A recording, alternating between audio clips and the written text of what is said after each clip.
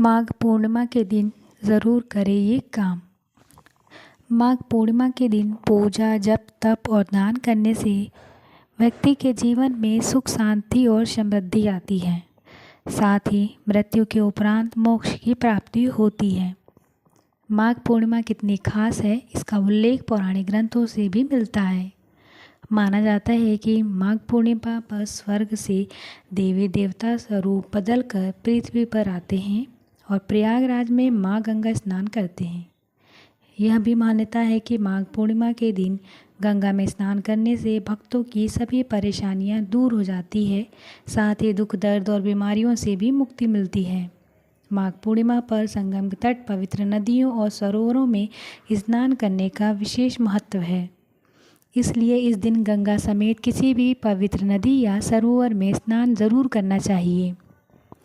अगर संभव ना हो तो घर में ही गंगा, यमुना, सरस्वती किसी नदी के जल को पानी में मिलाकर ब्रह्म मुहूर्त स्नान कर सकते हैं।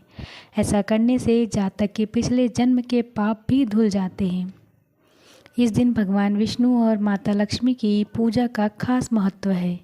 पूर्णिमा पर इनकी पूजा करने से भक्तों पर उनकी कृपा बरसती है और उसके जीवन के सभी दुख दूर हो जाते हैं। इस दिन सत्यनारायण भगवान की पूजा और कथा करने का भी विधान है।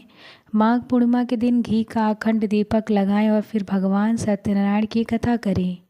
मान्यता है कि इससे भक्तों पर माता लक्ष्मी की कृपा बरसती है।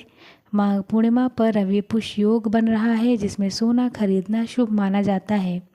इस दिन सोना खरीदने के बाद उसे अपने घर के मंदिर में माँ लक्ष्मी को अर्पित करें।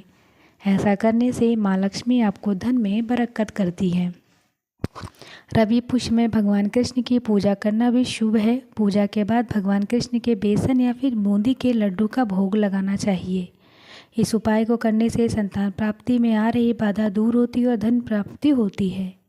माघ पूर्णिमा पर गंगाजल में स्नान करने के बाद भगवान विष्णु और माँ लक्ष्मी को दूध और गंगाजल से अभिषेक करना चाहिए। इसके बाद श्री सूक्त या फिर कक्कधारा स्रोत का पाठ करना चाहिए। ऐसा करने से माँ लक्ष्मी का कृपा हमेशा जातक पर रहती है।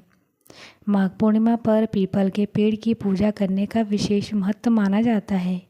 पीपल के पेड़ को भगवान विष्णु का प्रिय माना जाता है। माघ पूर्णिमा के दिन पीपल के पेड़ पर दूध मिश्रित जल चढ़ाएं और घी का दीपक जलाएं। ऐसा करने से आपको भगवान विष्णु के साथ ही पितृगणों का भी आशीर्वाद प्राप्त होता है। पूजा पाठ करने के बाद इस दिन ब्राह्मणों और गरीबों का दान पुण्य करना भी जरूर